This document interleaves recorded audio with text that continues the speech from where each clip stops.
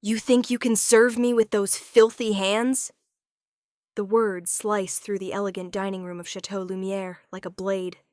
Taraji freezes, the wine bottle trembling in her grip as Vivian Ashcroft's perfectly manicured finger points at the small splash of Cabernet that somehow landed on the white tablecloth, barely visible, a mere trick of the light, but to this woman it might as well be a bloodstain on fresh snow.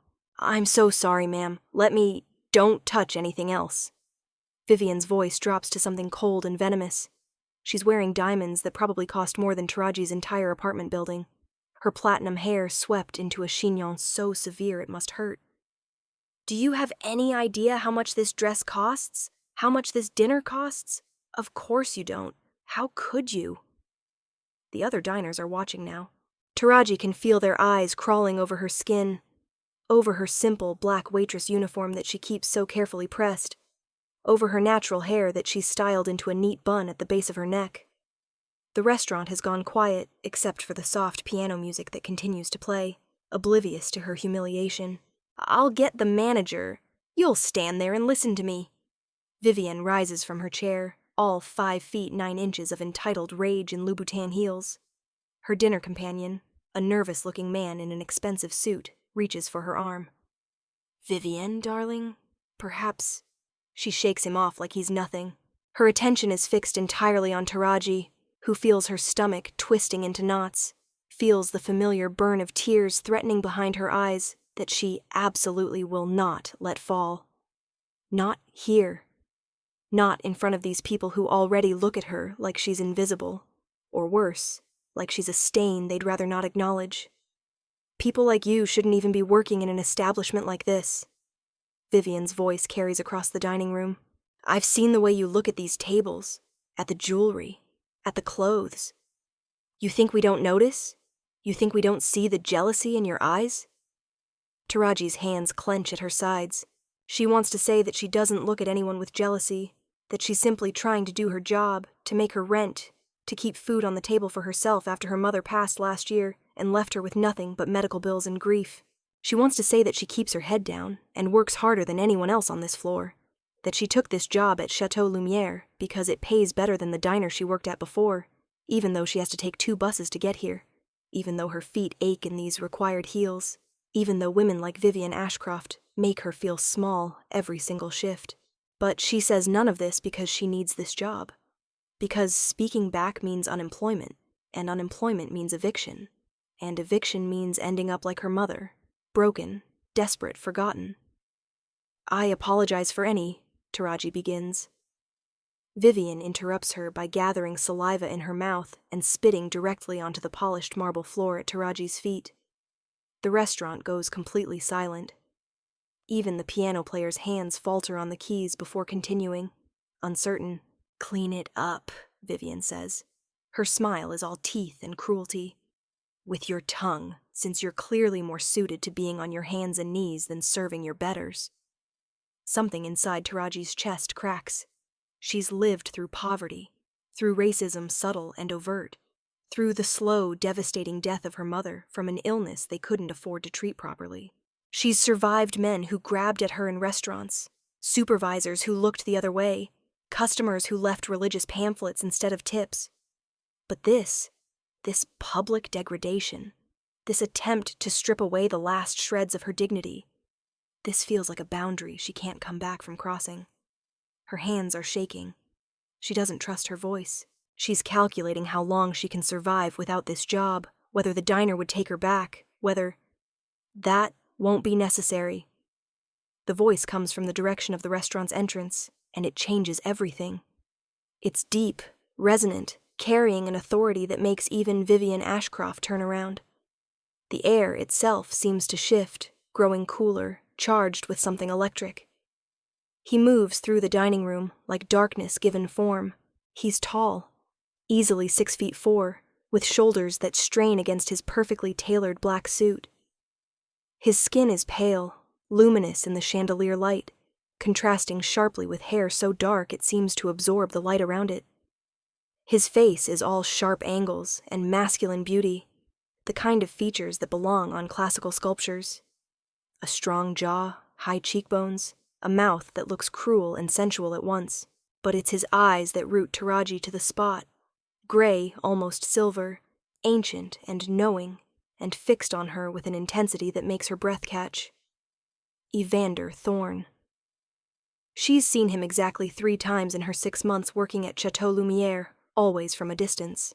The staff whispers about him constantly, the owner of not just this restaurant, but half the city's most exclusive properties, a man whose name appears on buildings and charity galas and in the society pages. He never dines in the main room, always in the private section upstairs, always with people whose faces Taraji recognizes from news broadcasts. Now he's here, and he's walking toward her, and Vivian Ashcroft has gone very still in a way that suggests even her considerable arrogance recognizes something dangerous approaching. "Mr. Thorne?" Vivian's voice has changed, become syrupy sweet. "I was just addressing a service issue. This waitress was performing her duties impeccably until you decided to abuse her." Evander's words are measured, precise, each one landing like a hammer strike. He's standing between Taraji and Vivian now, a wall of elegant menace. "I watched the entire exchange from the gallery.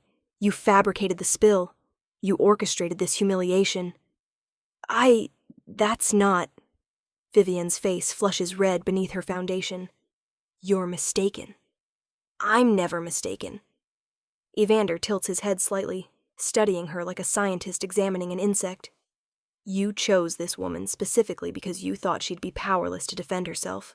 You thought her position, her race, her circumstances made her an acceptable target for your cruelty." He pauses. "You were wrong." Taraji's heart is hammering. She doesn't understand what's happening. Why this man, this powerful, wealthy, untouchable man, is defending her. She's pressed back against the service station, the wine bottle still clutched in her hands like a talisman. Vivian tries to salvage the situation with a brittle laugh. "Mr. Thorne, really, I think you're overreacting. If the girl is upset, I'd be happy to. Get on your knees." The command cracks through the air. Vivian's eyes go wide. "Excuse me? You heard me." Evander's voice has dropped lower, and there's something in it now that raises the hair on the back of Taraji's neck. Something inhuman. "You wanted her to clean the floor with her tongue, so you're going to demonstrate exactly how that's done." "I will not. This is absurd. Do you know who I am?" Vivian is sputtering now, looking around for support. Her dinner companion has his head down, deliberately not meeting her eyes. The other diners are motionless, watching this scene unfold with horrified fascination. "You're Vivian Ashcroft, daughter of Marcus Ashcroft, commercial real estate developer. Your family's worth approximately $70 million. Evander examines his cufflinks with apparent boredom. "I'm worth considerably more than that. More importantly, your father currently owes my investment firm roughly $23 million in outstanding loans. Loans that I can call in at any time." The blood drains from Vivian's face. "You wouldn't. I would. I will." Those silver eyes fix on her with reptilian coldness. "Unless you get on your knees right now and clean up every drop of your own spit from my floor." The silence is absolute. Taraji realizes she's holding her breath. Vivian looks around desperately, seeking escape, seeking allies, seeking anything. But the other diners have gone back to their meals with sudden fascination, and the staff has mysteriously disappeared into the kitchen. She's alone with her choices, her pride or her family's financial ruin. Her knees hit the marble floor with an audible crack. The sound sends a shockwave through Taraji's chest. She wants to look away, to grant this horrible woman some privacy in her degradation, but she can't move. She's transfixed by the impossible reversal of power happening in front of her. Vivian bends down, her diamond necklace swinging forward, her perfect hair falling from its pins. For a moment, Taraji thinks she won't actually do it, that she'll stand up and storm out and face whatever consequences come. But Evander takes one step forward, just one, and Vivian flinches like he's struck her. Her tongue touches the marble floor. The humiliation is total and complete. Several diners gasp. One woman gets up and leaves, her heels clicking rapidly toward the exit. Vivienne is crying now, tears streaking her makeup as she licks the floor clean, and Taraji feels a complicated tangle of emotions, satisfaction and discomfort, and disbelief all warring in her chest. When it's done, Vivienne stays on her knees, shaking. "Now apologize," Evander says softly. "I'm sorry." The words are barely audible. Louder. "Look at her when you say it." Vivienne raises her head. Her face is a ruin of smeared cosmetics and tears and rage. "I'm sorry." "For what?" Her voice breaks. "For treating you like you were beneath me. For trying to humiliate you." Taraji finds her voice, finally. "I accept your apology." Evander nods once, dismissive. "Get out. You're permanently banned from all my establishments. If I see you in any of them, I'll call those loans. If I hear you've treated service staff this way anywhere else in this city, I'll call those loans. Am I understood?" Vivienne nods frantically, scrambling to her feet. She grabs her purse, ignoring her date entirely, and flees the restaurant. The door slams behind her with enough force to rattle the windows. The dining room erupts in whispered conversations. Evander turns to face Taraji fully for the first time, and the impact of his undivided attention is overwhelming. Those silver eyes sweep over her, assessing, calculating, seeing things she doesn't understand. "You're Taraji Lawson," he says. "It's not a question." "Yes, sir." Her voice sounds strange to her own ears, too high, too breathy. "You've worked here for 6 months. You're never late. You've never dropped a dish or mixed up an order. You volunteer at the women's shelter on Tuesdays." He pauses. "Your mother died 13 months ago from complications of diabetes. You're behind on rent." The casual recitation of her life's details should feel invasive, threatening even. Instead, it makes her feel seen in a way she hasn't experienced since her mother passed. Someone has noticed her. Someone has paid attention.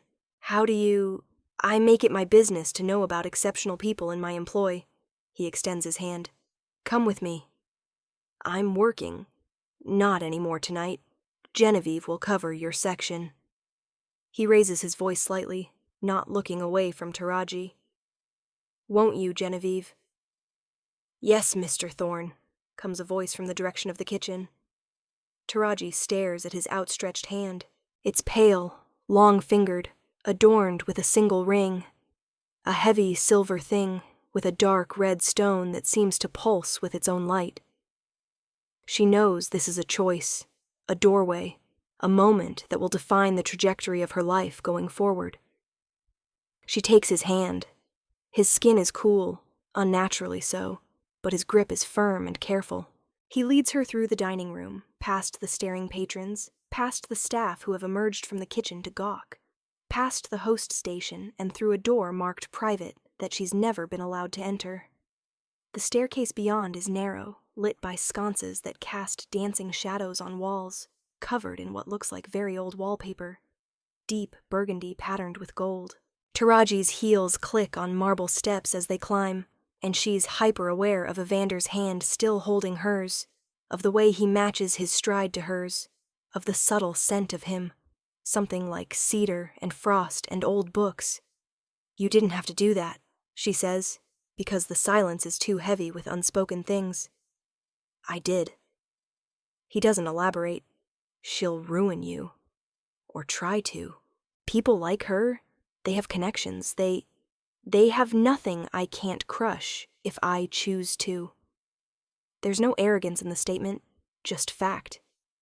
"Besides, I've lived a very long time, Taraji. I've learned that there are some injustices too egregious to ignore." The way he says long time has a strange weight to it. They've reached the top of the stairs, and he's releasing her hand to open another door. This one heavy oak bound with iron, and then she's stepping into a space that takes her breath away. The private dining room is all old-world elegance, exposed brick walls, a fireplace large enough to stand in, furniture that looks genuinely antique rather than just expensive. But it's not being used for dining right now. Instead, it's clearly an office.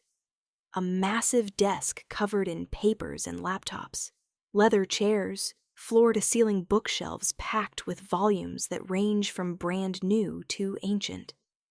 And weapons. Scattered throughout the room, displayed on the walls, swords, daggers, things she doesn't have names for. Old. Very, very old.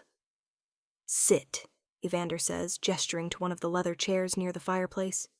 Taraji sits, her uniform suddenly feeling shabby in these surroundings. Evander moves to a cabinet and pours something dark red into 2 crystal glasses. Wine, she assumes, until he hands her one, and she sees that it's too thick, too dark. What is this? Pomegranate juice mixed with wine. An old recipe. He sits across from her, crossing one ankle over his knee in a posture that should seem casual but instead radiates coiled power. I wanted to speak with you privately. About what happened downstairs? About what's going to happen next. He takes a sip from his glass, and she notices his teeth. Are his canines slightly too long? A trick of the light, surely. You're in danger, Taraji. The words land like stones. What? Vivian Ashcroft is petty and cruel, but she's not the real problem. She's a symptom. He leans forward, elbows on his knees. There's something you need to understand about this city. About the way power really works here. There are 2 worlds operating simultaneously. The one you see, and the one beneath it. The one that's been here much, much longer than the skyscrapers and the stock exchanges. Taraji's hands are shaking again. She sets the glass down before she drops it. I don't understand. You will.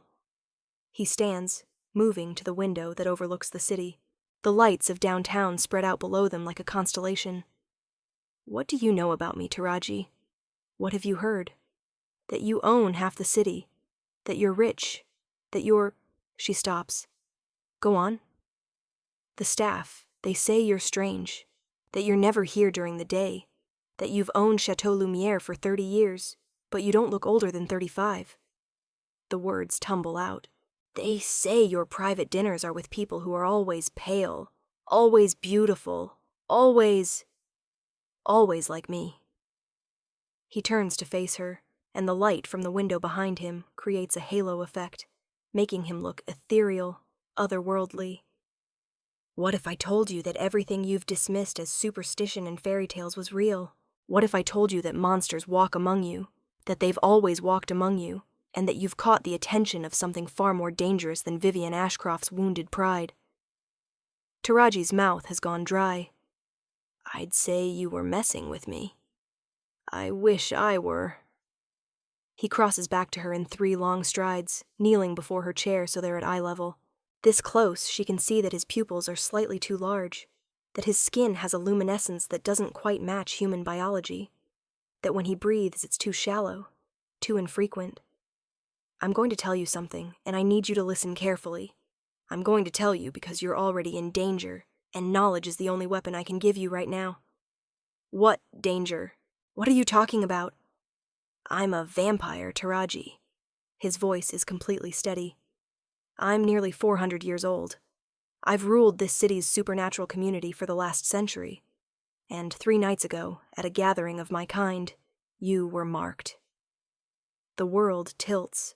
Taraji grips the arms of her chair, certain she's misheard, certain this is an elaborate joke, certain. But then Evander opens his mouth, and his canines extend, sliding down like switchblades, sharp and deadly and undeniably real. His eyes catch the light and reflect it back like an animal's, silver and inhuman. Oh God, Taraji whispers. He's not particularly involved in our affairs.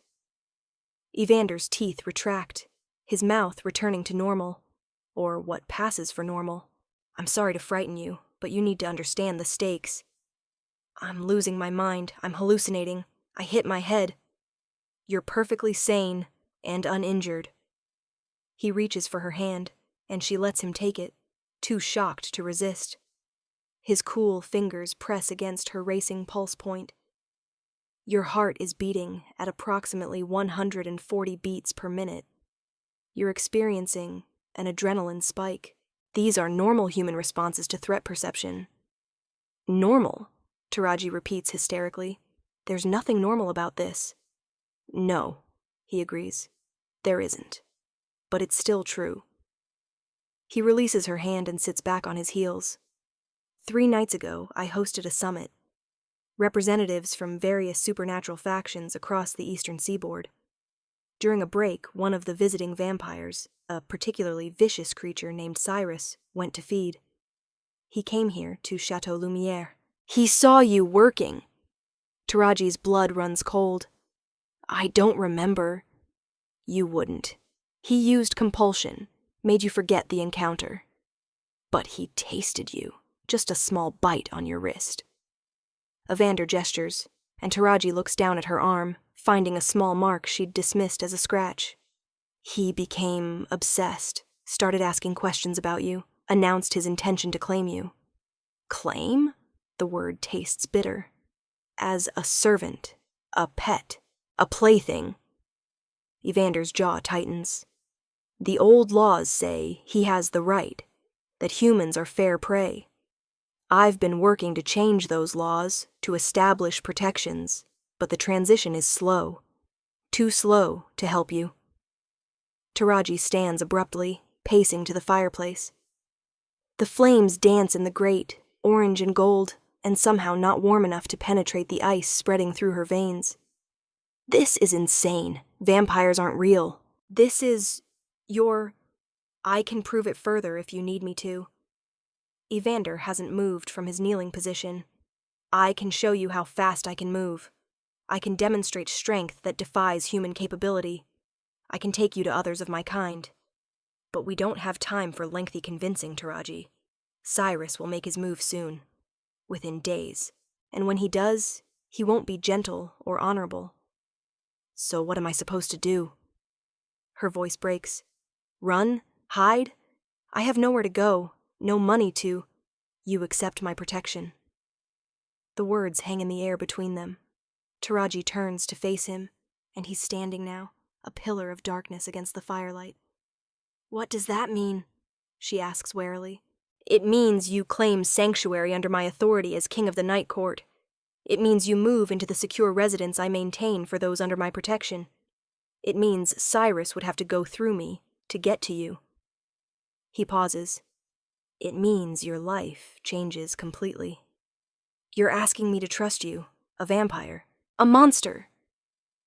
But even as she says it, she's thinking about how he defended her downstairs, how he humiliated Vivian Ashcroft to protect her dignity, how he's looking at her now with something that seems like genuine concern in those inhuman eyes.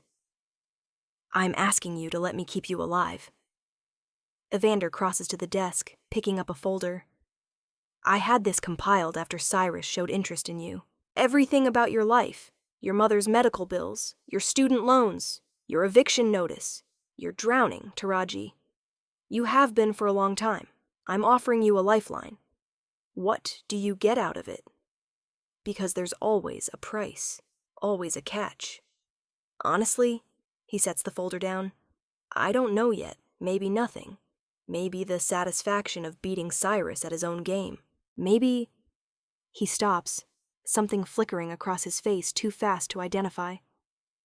Maybe I'm tired of watching innocent people suffer when I have the power to prevent it. Taraji closes her eyes. In the darkness behind her lids, she sees her mother's hospital room, sees the stack of bills that never stopped growing, sees her studio apartment with its leaking ceiling and broken heater, sees herself at 45, 50, 60, still waiting tables, still struggling, still alone. Then she sees herself on her knees like Vivian Ashcroft, but worse, so much worse, with some creature named Cyrus holding her life in his hands. If I agree, she says slowly, eyes still closed. What are the terms? You live in the sanctuary house with 3 others under my protection. You're provided for. Food, clothing, safety. You work if you want to work, but not out of desperation. You attend the social functions I occasionally host, representing my court. You learn our ways, our laws. He hesitates. You stay alive. And what do you want from me? She opens her eyes, meeting his gaze directly. Don't tell me nothing. Everyone wants something. A smile touches his lips, There and gone. You're right. I want your company, your perspective, your humanity. The last word sounds wistful. I've been what I am for a very long time. It's easy to forget what matters, what's worth protecting. People like you remind me. It's not a declaration of love or even desire. It's stranger than that, lonelier. And somehow that makes her believe him. Okay, Taraji says. Okay. The relief that crosses Evander's face is almost human. Almost. We need to move you tonight, he says, already pulling out his phone. I'll have my people pack up your apartment. You'll need to say goodbye to Chateau Lumiere officially. Wait, Taraji holds up a hand. I need a minute. I need to. This is a lot. He stops, watching her. Of course. She sinks back into the chair, and he gives her space, moving to his desk to make quiet phone calls in a language she doesn't recognize. The pomegranate wine sits untouched on the side table, reflecting the firelight like fresh blood. What is she doing? Trusting a vampire, a creature that drinks blood, that lives in shadows? But then again, what choice does she have? Wait for this Cyrus person to claim her? Keep struggling alone until she breaks completely? At least Evander has shown her kindness. At least he's offered protection rather than simply taking what he wanted. Taraji. His voice draws her back. The car is ready. We should go. She stands on shaking legs. What about my things? Already being collected. You'll have everything by morning. He offers his arm like a gentleman from another era, which she supposes he is. She takes it, and he leads her back down the stairs, but not to the main dining room. Instead, they exit through a side door into an alley where a black car waits, sleek and expensive, with windows tinted so dark they look like sheets of obsidian. The driver is pale, beautiful in an unsettling way. Another vampire, Taraji realizes. The woman nods respectfully to Evander. Sire. Genevieve, take us to Sanctuary House. They slide into the back seat, and Taraji catches a glimpse of the restaurant's front entrance as they pull away. Through the windows, she can see the diners still eating, still drinking, completely unaware that a woman's entire life just changed upstairs. What about my job? She asks suddenly. Consider it a transfer. You're now on my personal staff. Better pay, better hours, better everything. Evander is watching the city slide past. Though, if you'd rather pursue something else, education, a career change, that can be arranged. You're doing too much. Taraji shakes her head. I'm nobody. Why would you? You're not nobody. The force in his voice startles her. You're brave and kind and strong, despite every circumstance trying to break you. He stops himself, jaw tightening. You're someone worth protecting. The car ride takes them out of downtown, into a neighborhood Taraji has only ever seen from the bus. Old mansions converted to something between their historic glory and modern comfort. They stop in front of a 3-story Victorian painted deep blue with white trim, every window glowing with warm light. Home, Evander says simply. Inside, they're greeted by a woman about Taraji's age, with warm brown skin and silver-gray locks pulled into a high ponytail. She's wearing jeans and a sweater, looking completely normal except for the way she takes one look at Evander and immediately straightens, alert. Another one? She asks. Marceline, this is Taraji. She'll be staying with us. Evander's hand finds the small of Taraji's back, a gentle pressure of support. Taraji, Marceline was a trauma surgeon before she accepted my protection 2 years ago. Was? Taraji echoes. Marceline's smile is rueful. Vampire named Sabine became obsessed with me, said I'd be perfect for turning. Would have done it too, made me into one of them except Evander intervened. She extends her hand. Welcome to the island of misfit humans. The handshake is firm, warm, real? More real than anything in the past 2 hours. The others are upstairs, Marceline continues. Kai is probably gaming, and Delphine is definitely reading. I'll show you to your room. Evander, did you want to? I need to return to the summit, he says, and Taraji feels an unexpected pang of abandonment. But I'll be back before dawn. Taraji, he turns to her. and those silver eyes are serious. You're safe here. The house is warded, protected by the strongest magic I could buy. Nothing gets in without my permission. Try to rest. Then he's gone, moving too fast for her eyes to follow, the front door clicking shut behind him. Marceline lets out a long breath. He does that, the dramatic exit thing. You get used to it. She gestures toward the stairs. Come on, let me give you the tour. The house is beautiful. Hardwood floors, high ceilings, furniture that's clearly expensive but also comfortable. Marceline points out the kitchen. Fully stocked. Eat whatever you want. The library. Delphine basically lives in there. The den. Kai's domain. Prepare for video game noises. And finally, the second-floor bedrooms. This is yours. Marceline opens a door to reveal a space that makes Taraji's throat tighten. It's easily 3 times the size of her studio apartment, with a real bed, not a futon, a desk, a reading nook by the window, and an attached bathroom. I know it's overwhelming. Take your time settling in. Marceline, Taraji's voice cracks. Is Evander really doing this just to protect us?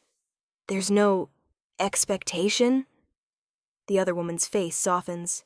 He's never touched any of us inappropriately, never demanded anything beyond occasionally attending his formal events as companions, never fed from us. She pauses, choosing words carefully. He's complicated, powerful, dangerous. But to us, he's been nothing but protective. Has anyone ever tried to get to us? 3 times. Twice with Delphine, once with Kai.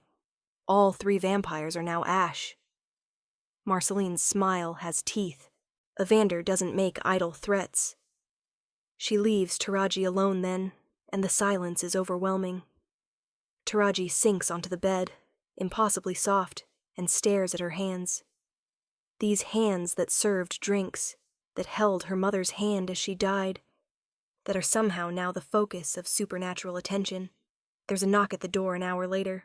The woman who enters is tiny, barely 5 feet, with pale skin, red hair in a pixie cut, and green eyes that are too large for her face. She's carrying a tray with tea and cookies. Hi, I'm Delphine. I figured you might be hungry. Her voice has a faint French accent, or at least in need of comfort food. Thank you. Taraji takes the tea, letting the warmth seep into her hands. Marceline said you've been here a while. 14 months. Delphine sits cross-legged on the floor, apparently comfortable despite the formal-looking dress she's wearing. I was a graduate student studying folklore. Turns out folklore is real, and I got too close to documenting it. A vampire named Laurent wanted to either kill me or turn me to keep his secrets. Evander offered a third option. Does it ever feel real? This whole, Taraji gestures vaguely, vampire thing? Every day and never. Delphine selects a cookie, nibbling thoughtfully. I've seen things that should be impossible. I've attended gatherings where humans were the rarest creatures in the room, and yet I still wake up some mornings thinking it was all a dream. She looks up at Taraji. But then I remember what the alternative was, death or undeath, and I'm grateful Evander is who he is. What is he exactly? He called himself a king. The king of the Night Court. He rules all supernatural affairs in this city, and the surrounding territories. He's old, powerful, and, according to Kai, who's been here longest, genuinely trying to reform vampire society from the inside. Delphine stands, brushing crumbs from her dress. He's a good one, Taraji. As much as any vampire can be good. Get some rest. Tomorrow will be strange, but manageable. After she leaves, Taraji showers in the luxurious bathroom, finding toiletries already stocked, towels that are thick and soft and smell like lavender. She dresses in the pajamas that appeared on her bed, still in packaging in exactly her size, and slides between sheets that feel like clouds. She should be terrified. She should be planning an escape. Instead, for the first time in over a year, she feels safe enough to truly sleep. She wakes to sunlight streaming through unfamiliar windows, and a moment of panic before memory floods back. Vampire, king, protection. She's in the sanctuary house. There are voices downstairs, laughter, the clatter of dishes. Taraji dresses in clothes she finds in the closet, again exactly her size, how, and makes her way to the kitchen. 3 people are there. Marceline at the stove, Delphine reading a newspaper at the table, and a young man with warm beige skin, black hair in a fade, and an easy smile. He looks up as she enters. The new girl appears. I'm Kai.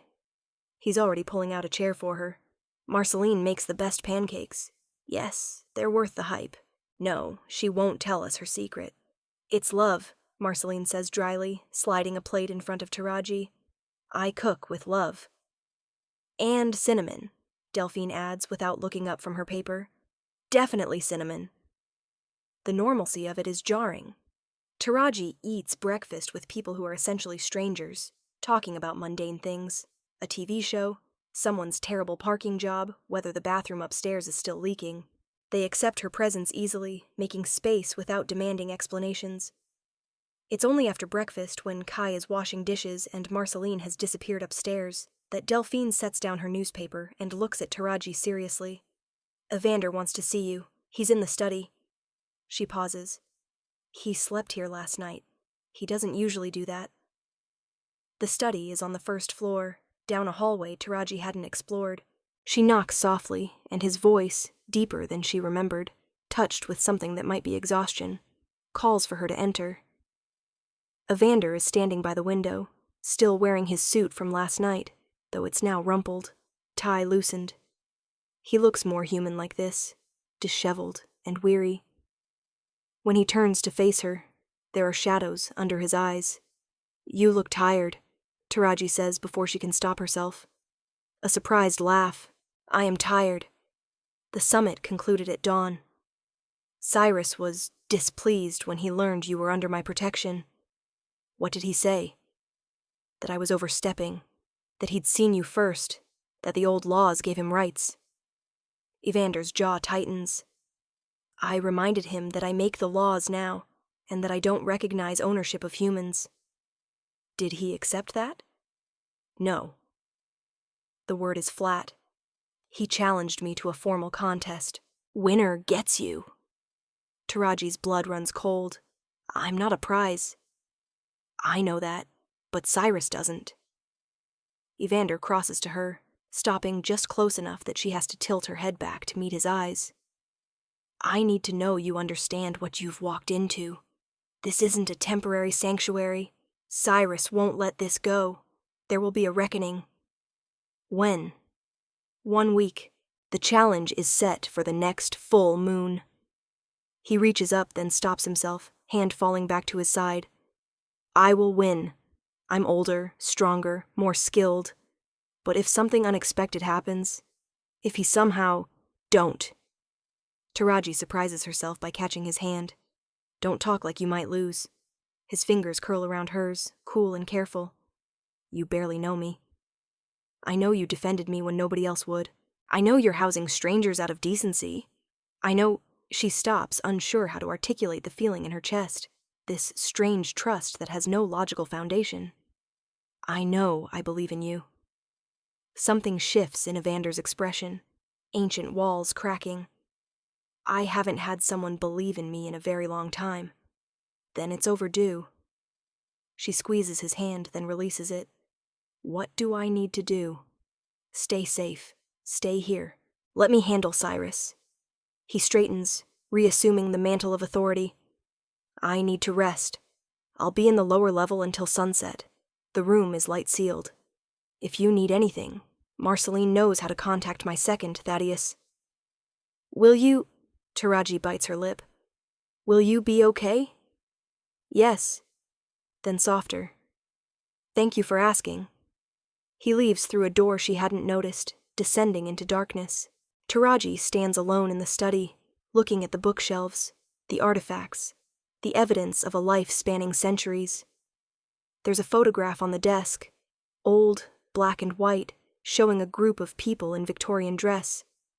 Evander is among them, looking exactly as he does now, frozen, eternal, alone. The week passes in a strange suspension.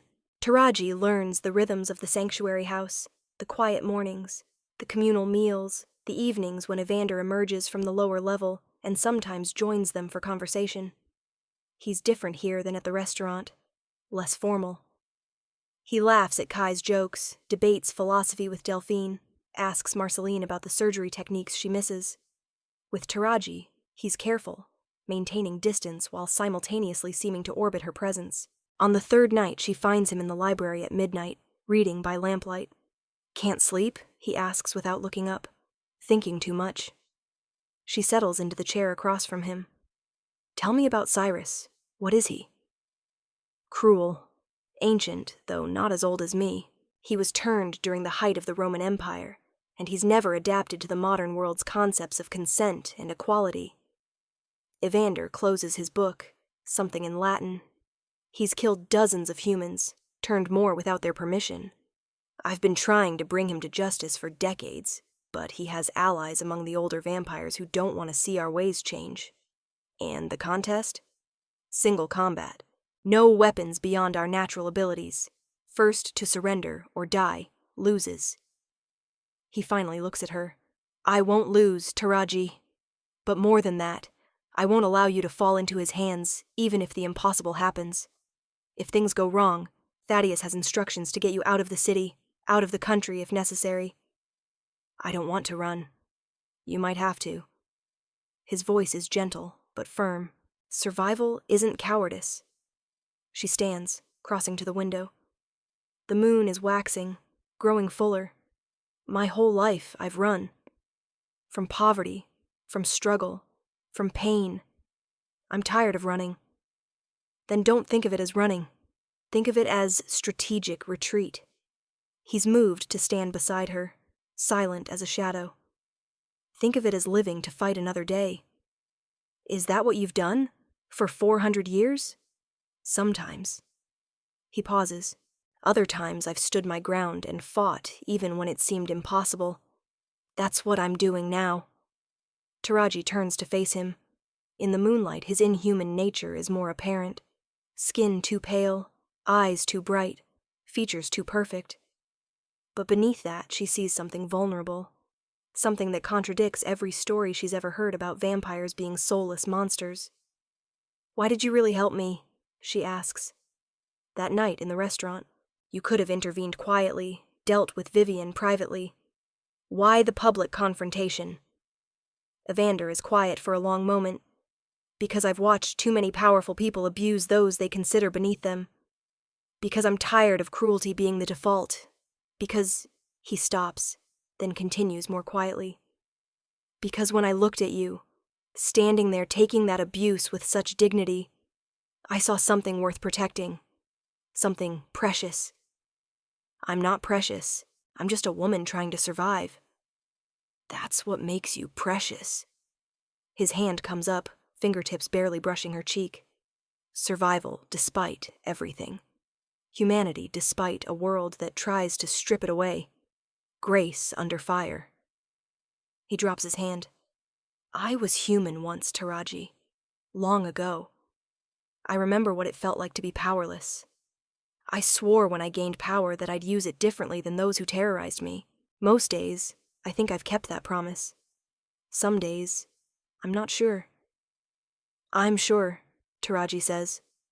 "I've seen how you are with us, with your people. You care. Caring is dangerous for creatures like me. It creates vulnerabilities." But he's smiling slightly. Then again, perhaps that's the point. Perhaps that's what keeps us tethered to anything resembling morality. They stand together in the moonlight, not touching, but close enough to feel each other's presence.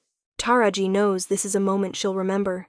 The quiet library, the ancient vampire, the strange intimacy of honest conversation. "Tell me about your life," Evander says suddenly. "Before all this. I know the facts, but I want to know how it felt." So she talks. About her mother, her humor and strength, and the way illness slowly stole both. About working 2 jobs through college before dropping out to care for her. About the guilt of relief when death finally came, ending the suffering. About the loneliness of being truly alone in the world. He listens without interruption, and when she finishes, he says, "You're not alone anymore." It's a simple statement, but it cracks something open in her chest. Tears spill over before she can stop them, and then she's crying, really crying, for the first time since the funeral. Evander's arms come around her carefully, holding her with a gentleness that seems impossible for a predator. "I'm sorry," she gasps against his shoulder. "Don't be. Grief deserves expression." His hand strokes her back. "I cried when I was turned, when I realized I'd lost my humanity forever. I cried when my human family died, and I couldn't mourn with them. Tears don't make you weak, Taraji. They make you real." Eventually, the storm passes. She pulls back, embarrassed by the wet spot on his shirt, but he just hands her a handkerchief pulled from thin air. Or perhaps just his pocket, she's not sure. "Thank you," she manages. "Always." He's looking at her with something she can't quite name. "You should rest. The next few days will be difficult." But as she turns to leave, he catches her hand. "Taraji, whatever happens, I want you to know that defending you has been meaningful to me. You've reminded me why I chose to fight for change rather than simply exist in the old ways. That's no small thing." She squeezes his hand. "Win your fight. We'll have time to figure out the rest after." The night of the full moon arrives too quickly. Evander has been absent since sunset, preparing. Marceline, Kai, and Delphine are tense, trying to pretend everything is normal but failing. They eat dinner in near silence. At 11, Thaddeus arrives, a tall black vampire, with silver eyes similar to Evander's, and an air of absolute authority. He looks at Taraji with something like pity. "The king wanted me to escort you to the contest," he says. "If you choose to attend, you're not required. I'm going." The words are out before Taraji fully decides, but once spoken, she knows they're true. "Where is it?" "The old cathedral. Neutral ground." Thaddeus glances at the others. "You're all welcome. The king values your support." They pile into a car, this one larger, more like an SUV. The drive through the city feels surreal, passing late-night diners and bars where humans laugh and drink, completely unaware of the supernatural contest about to unfold. The cathedral is abandoned, or appears to be. Its Gothic spires pierce the night sky, and its heavy doors stand open. Inside, the space has been transformed. Dozens of vampires line the walls, beautiful and terrible, their eyes glowing in the darkness. At the far end, where the altar once stood, 2 figures wait. Evander looks like war incarnate. He's wearing all black, fitted clothes that allow movement, his dark hair pulled back from his face. His expression is cold, regal, the king rather than the gentle man who held Taraji while she cried. Cyrus is shorter but broader, with copper-colored hair and eyes like chips of amber. He's grinning, all teeth, and when he sees Taraji enter with Thaddeus, his grin widens. "There she is," he calls out, voice echoing. "The prize. Hello, little human. Soon you'll be mine." Taraji's stomach turns, but she keeps her face neutral. Evander's eyes flicker to her briefly, and she sees something soften before the cold mask returns. "She'll never be yours," Evander says. "She's not property to be won." "Then why are we here?" Cyrus spreads his arms. "If not to fight for the rights to her, then what's the point? We're here because you challenged me, and I accepted to put an end to your harassment of my protected citizens." Evander's voice carries absolute authority. "When I win, you'll leave this territory permanently. And when I win, not if, when, I get the girl." Cyrus's eyes strip over Taraji. "I'm going to enjoy breaking her in." Thaddeus's hand on her shoulder is the only thing keeping Taraji standing. Around them, the vampires whisper, hungry for violence. An older vampire steps forward, female, with silver hair and eyes like black holes. "I am Anastasia, arbiter of the ancient laws. This contest is witnessed and binding. Combatants, are you ready?" "Yes," Cyrus says immediately. Evander nods once. "Then begin." They move too fast for Taraji to track. One moment they're standing apart, The next, they're colliding mid-air, the impact sending a shockwave through the cathedral. Vampires scatter as the fighters crash through pews, through stone, through anything in their path. Cyrus is vicious, all claws and teeth, fighting like an animal. Evander is precise, controlled, centuries of skill evident in every movement. They're evenly matched in a way that terrifies Taraji. She expected Evander to dominate immediately, but this is a real fight. Blood spatters the stone floor. Black, thick, wrong. Vampire blood. Taraji can't tell whose until she sees a gash across Evander's chest, deep enough that it should be fatal. He heals almost instantly, flesh knitting back together, but it proves he's taking damage. He's holding back, Delphine whispers beside her. Evander is stronger, but he's trying not to kill Cyrus. Why? Taraji's hands are clenched so tight her nails draw blood. Because killing in contest creates blood feuds. If Evander kills Cyrus, he'll have to answer to Cyrus's bloodline. Marceline's face is grim. Politics, even in death matches. But Cyrus has no such compunctions. He's trying to kill, going for throat and heart with every strike. Evander is dodging, blocking, but the defensive position can't last forever. Then Cyrus makes a mistake. He feints left but goes right, a move that should catch Evander off guard, but Evander isn't there. He's above, coming down with his hand extended like a blade, catching Cyrus across the back. The crack of spine echoes through the cathedral. Cyrus screams a sound that raises every hair on Taraji's body. He crumples to the floor, legs useless, but he's still fighting, clawing forward. Evander stands over him, breathing hard despite not needing breath, his face splattered with black blood. Yield, Evander commands. Never. Cyrus spits blood. Kill me, or I'll never stop hunting her. Silence falls. Taraji realizes the choice Evander is being forced to make. Mercy that ensures Cyrus will continue to be a threat, or execution that will bring political consequences. Then I choose differently. Evander looks at Anastasia. I invoke the right of binding. Cyrus will be sealed in the deep tombs beneath my estate, in stasis, until such time as I deem him reformed, or the sun burns out. Whatever comes first. Gasps from the assembled vampires. Apparently this is unprecedented. Cyrus's eyes go wide with horror. No, that's worse than death. That's justice, Evander interrupts. You'll have centuries to contemplate your crimes in darkness and silence.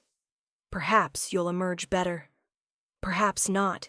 Either way, Taraji and everyone else in this territory will be safe from you. Anastasia considers, then nods slowly. The right of binding is ancient but legal. I recognize it. She gestures, and 2 vampires come forward, hauling Cyrus upright despite his useless legs. Take him to the holding vault until transfer can be arranged. As they drag him away, Cyrus screams threats, promises of revenge, descriptions of what he'll do when he's free. The cathedral doors boom shut, cutting off the sound. Evander turns to face Taraji.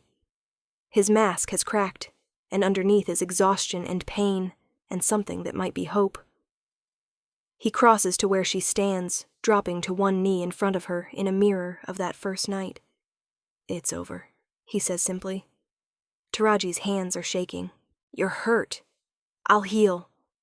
He looks up at her, and the assembled vampires fade away, the cathedral disappears, and it's just the 2 of them. You're safe now. Truly safe. She touches his face, heedless of the blood, of the audience, of everything except the fact that this man, this vampire, this king, fought for her, protected her, gave her a choice when everyone else wanted to take choices away. Thank you, she whispers. He leans into her touch like a man starved for gentle contact. Thank you for believing I could win. Thaddeus clears his throat delicately. Sire, we should return to the house. You need to feed and rest. Evander stands, swaying slightly, and Taraji realizes how much that fight cost him. She ducks under his arm, offering support despite their size difference, and he allows it, lets her help him out of the cathedral, into the car, back to the sanctuary house. The others give them space as Taraji helps Evander to the study.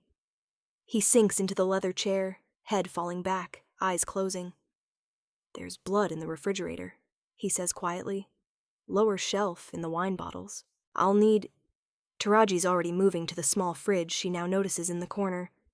The bottles look like wine, but are filled with something darker.